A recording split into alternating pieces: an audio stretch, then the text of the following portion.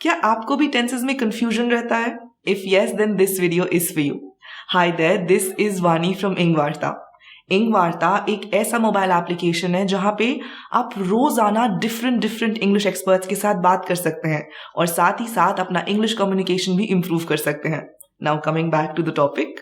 So I have one of my colleague here with me today who is usually confused with tenses whenever he has to speak in English. I'm sorry I could not complete your work because I went to my friend's wedding. Hey, have you read my email? What do you thought about it? What do you think about it? By the end of this video, you will have a complete idea about tenses. और आपको ये समझ में आ जाएगा कि किस sentence में आपको कौन सा टेंस यूज करना है. And I will be sharing a guide with you जो कि एक परफेक्ट टूल है उन सभी लोगों के लिए जो कि टेंसेस में ना थोड़ा बहुत कंफ्यूज रहते हैं. So let's start the video. Hi Abby, so tell me what is your biggest confusion with tenses, and you guys, you also tell me what is your biggest confusion with tenses. Just write it down in the comments below. हाय वानी, actually जब भी मैं tenses पढ़ता हूँ तो उसके simple example मुझे समझ आ जाते हैं, बट जब भी उन्हें यूज करने की बारी आती है तो मुझे कंफ्यूजन हो जाता है कि कहाँ पे कौन सा टेंस यूज करें. ओके, तो इसका मतलब ये है कि तुम्हें टेंसेस समझ में आते हैं पर बोलते समय तुम्हें कंफ्यूजन हो जाता है. चलो ठीक है, कोई नहीं. पहले हम ये टेस्ट करते हैं कि तुम्हें टेंसेस आते भी हैं या नहीं आते हैं. ठीक है. सो उसके लिए मैं तुम्हें कुछ हिंदी में सेंटेंसेस दूंगी, कॉन्वर्सेशनल सेंटेंसेस, और तुम उन्हीं सेंटेंसेस को ना इंग्लिश में ट्रांसलेट करना और मुझे बताना कि उस पर्टिकुलर सेंटेंस में कौन सा टेंस यूज हुआ है. ठीक है. Okay. Ready? Are you guys ready as well? Just write down your answers in the comment section below. Alright एबी, so your first sentence is मैं सुबह 6 बजे उठता हूँ. मैं सुबह 6 बजे उठता हूँ. राइट. मैं सुबह 6 बजे उठता. I woke up in the morning at 6. Okay, and what is the tense? उठता हूँ मैं 6 बजे उठता हूँ है तो ये फ्यूचर टेंस है, because उठता हूँ. Future tense. Future tense. All right. Well, nice try, but this is not future tense. This is simple present tense. And the correct translation is I wake up at 6 in the morning or I get up at 6 in the morning. Remember, हम जब भी habits की बात करते हैं तो हम हमेशा simple present tense use करते हैं. Like if I say I go for a walk daily, तो उसको हिंदी में बोलेंगे कि मैं daily walk पे जाती हूँ. That's a habit. I brush my teeth daily. That's a habit, right? So simple present tense के साथ हम हमेशा first form of the verb इस्तेमाल करते हैं. So it will not be woke, it will be wake. All right, Abby. So let's move on to your second sentence. मुझे चक्कर आ रहा है. मुझे चक्कर आ रहा है. Right. आ रहा है तो ये तो present tense है. Okay. चक्कर आ रहा है. और इसका ट्रांसलेशन होगा I am feeling ill. All right. Well, you get 1 point for the right tense guessing. But to be more specific, it is present continuous tense. Because sentence क्या था? मुझे चक्कर आ रहा है. काम continuation में हो रहा है, right? And the correct translation will be I am feeling dizzy. Okay? See, जब कोई भी एक्शन प्रेजेंट में शुरू हुआ, राइट, एंड वो कंटिन्यू हो रहा है, अभी भी चल रहा है, तो उसको हम बोलते हैं present continuous tense. And the rule is simple. Subject plus is am are plus the first form of verb along with ing. Okay? All right, Abby. So sentence number 3. Are you ready for it? Yes. Okay, so here you go. मैं उससे मिल चुका हूँ. मैं उससे मिल चुका हूँ. Right.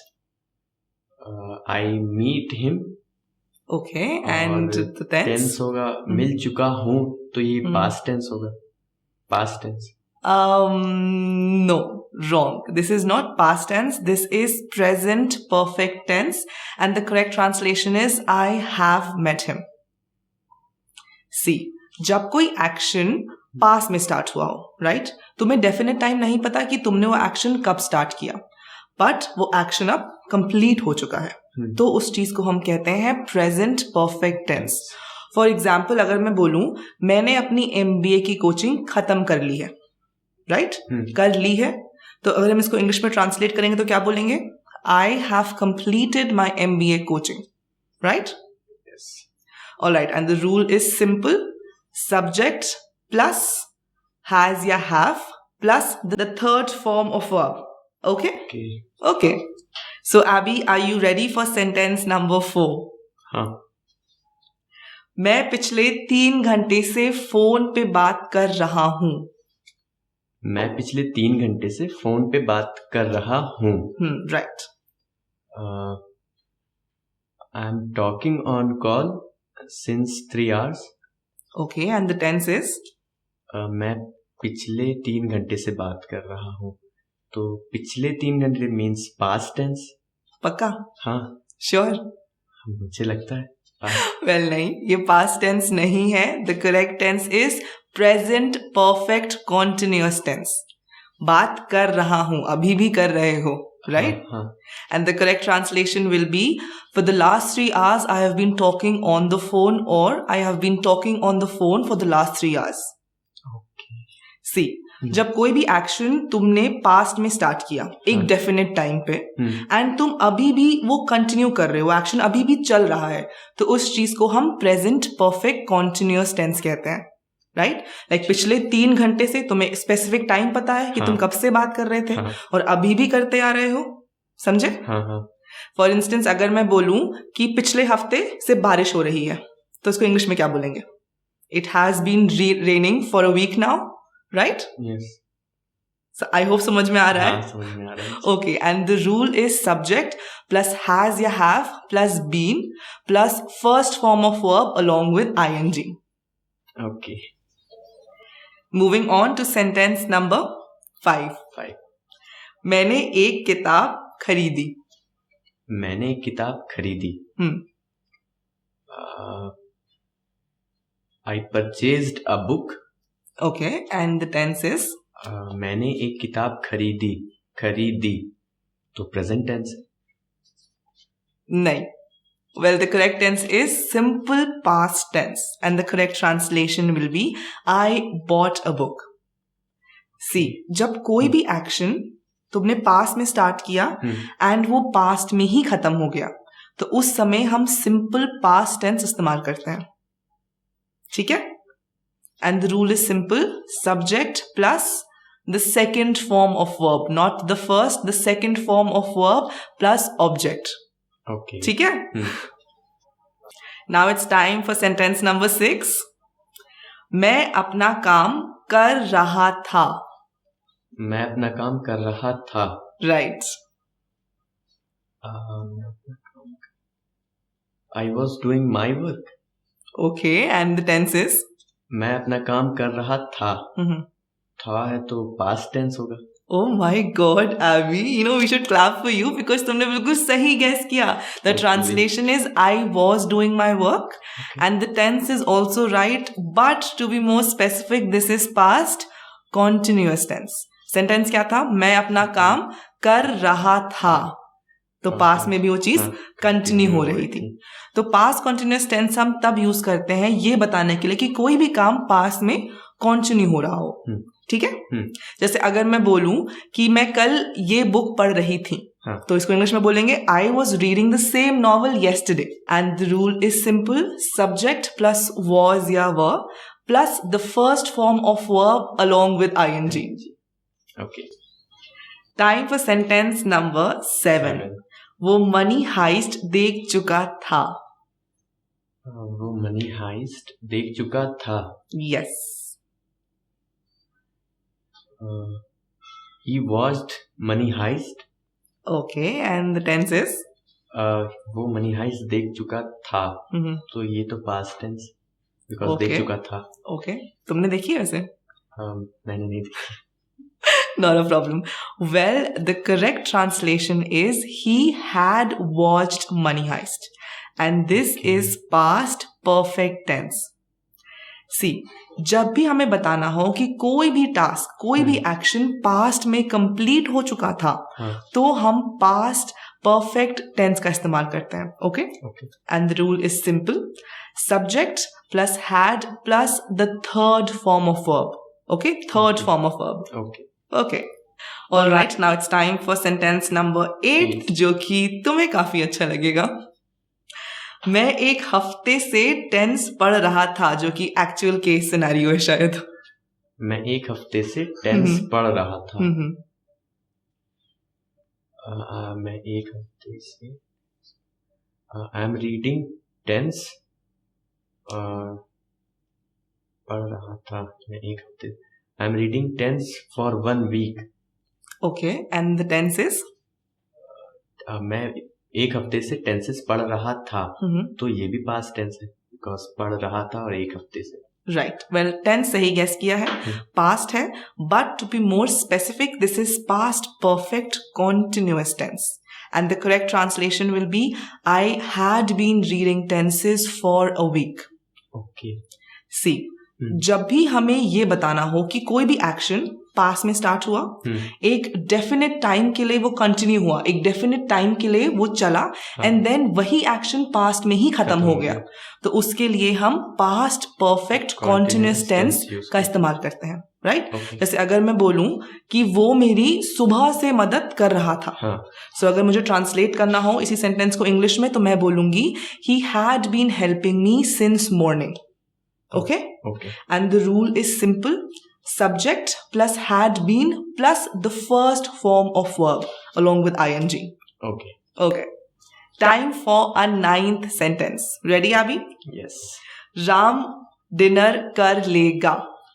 Ram dinner kar lega. Right. Ram will eat dinner. Okay, and the tense is? Ram dinner कर लेगा. तो ये फ्यूचर टेंस है, बिकॉज वो कर लेगा. राइट. टेंस तुमने बिल्कुल सही गेस किया है, ये फ्यूचर टेंस है, simple future tense, but translation थोड़ा सा इनकरेक्ट है. The correct translation will be Ram will have dinner, not eat. See, eat हम तब यूज करते हैं जब हम कोई भी स्पेसिफिक फूड आइटम की बात कर रहे होते हैं, like pizza, pasta, burger. But have हम तब यूज करते हैं जब हम स्पेसिफिकली ना मील्स की बात करते हैं, like Ram will have dinner, Ram will have breakfast, Ram will have lunch. So with meal we always use have. Right, and simple future tense हम तब यूज करते हैं जब हमें बताना हो कि कोई भी एक्शन फ्यूचर में स्टार्ट होगा और फ्यूचर में ही खत्म हो जाएगा. राइट, एंड सपोजिंग अगर मैं बोलूं कि मैं मूवी देखूंगी, तो मतलब मैं कल मूवी देखूंगी, कभी देखूंगी, तो इसको इंग्लिश में ट्रांसलेट करेंगे I will watch a movie. Right, and the rule is very simple. Subject plus will या shall plus the first form of verb. Okay, so अभी I hope you are having fun and समझ में भी आ रहा है tenses कुछ ना कुछ. Right, so let's move on to your 10th sentence then. Okay, वो मेरा वेट कर रही होगी. वो मेरा वेट कर रही होगी. Yes, she will be waiting for me. Right, and the tense is? वो मेरा वेट कर रही होगी. तो ये फ्यूचर टेंस है, बिकॉज कर रही होगी. एंड होगी कंटिन्यूएशन में है, तो कौन सा टेंस होगा?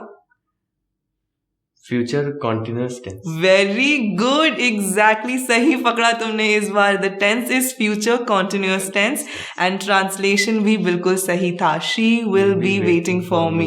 Very good Abhi, proud of you. So future continuous tense तब यूज होता है जब भी हमें ये बताना हो कि कोई काम फ्यूचर में हो रहा होगा. जब भी हम प्रिडिक्ट करते हैं कि ये काम फ्यूचर में हो रहा होगा, वो मेरा वेट कर रही होगी, तब हम फ्यूचर कॉन्टिन्यूअस टेंस का इस्तेमाल करते हैं. Right? Okay. And the rule is very simple. Subject plus will या shall plus be plus the first form of verb along with ing. Okay. All right, Abby. So let's move on to our 11th sentence. वो शाम तक दिल्ली पहुंच चुका होगा. वो शाम तक दिल्ली पहुंच चुका होगा. Right. Okay. वो शाम तक. He have reached Delhi by evening. Okay, and the tense is? वो दिल्ली शाम तक पहुंच चुका होगा. तो पास्ट में ही पहुंच चुका है, तो पास्ट टेंस. पक्का? हाँ, श्योर. कंफर्म? लॉक कर दिया जाए. हाँ मुझे Well, this is not past tense. This is future perfect tense. And the correct translation is he will have reached Delhi by evening. Well, Okay? See, हमें जब भी ये बताना हो कि कोई भी एक्शन फ्यूचर में जाके एक स्पेसिफिक टाइम के अंदर कंप्लीट हो जाएगा, खत्म हो जाएगा, तब हम फ्यूचर परफेक्ट टेंस यूज करते हैं, right? okay. And the rule is simple. Subject plus will have या shall have plus the third form of verb. Okay. All right, Abby. So this is the last sentence. I hope you're ready for it. Yes, of course. Okay, so let's start. December 21st को मुझे इस company में काम करते हुए 5 साल हो जाएगा. December 21st को मुझे इस कंपनी में काम करते हुए 5 साल हो जाएगा. Right. Okay. So इसका ट्रांसलेशन होगा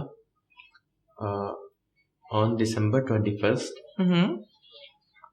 I will complete my 5 year of experience in this company.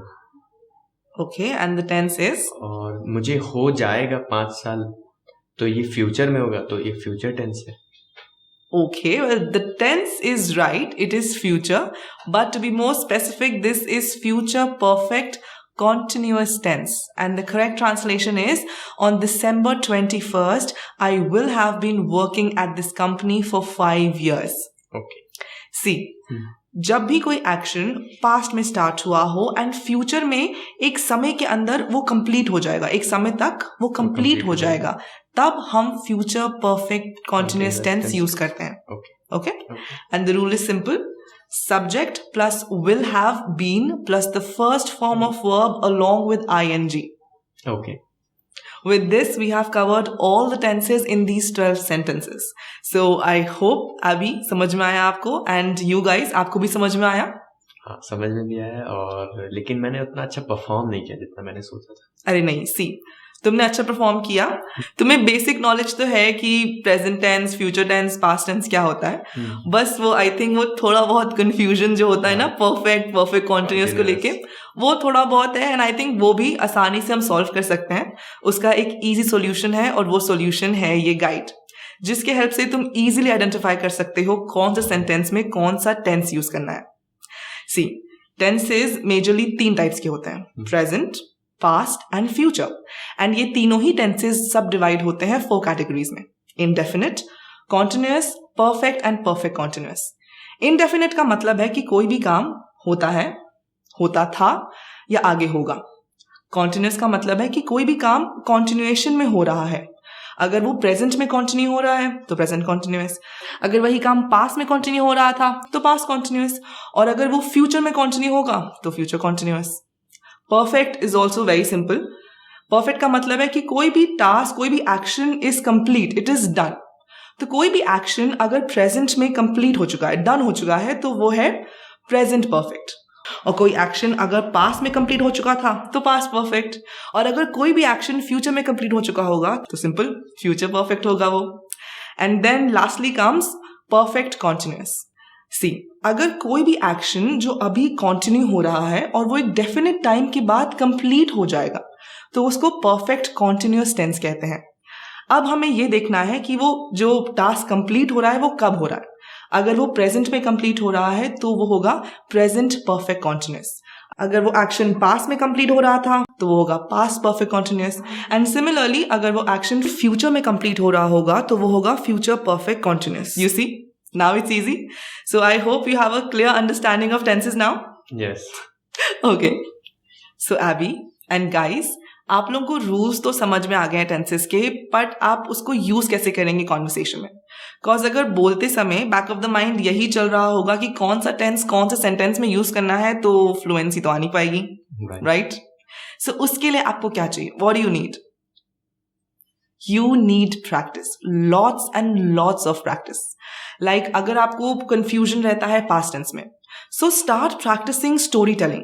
Record your daily activities. Share your stories with others. And you know, activities like these, they will give you an opportunity to find out your mistakes. And when you find out your mistakes, you know, correct your mistakes, and this will help you to refine your speaking skills. And if you have no one who can correct your mistakes or can speak to you in English, just download the Ingvarta app, where you can connect with different experts like me. You know, language proficiency is all about practice. The more time you spend on it, the better you will become. Right. So with this, we have reached the end of this video. Thanks a lot for watching this video, and thank you, Abby, for joining us here. Most welcome. And I will see you all in another video very soon. Till then, bye and take care.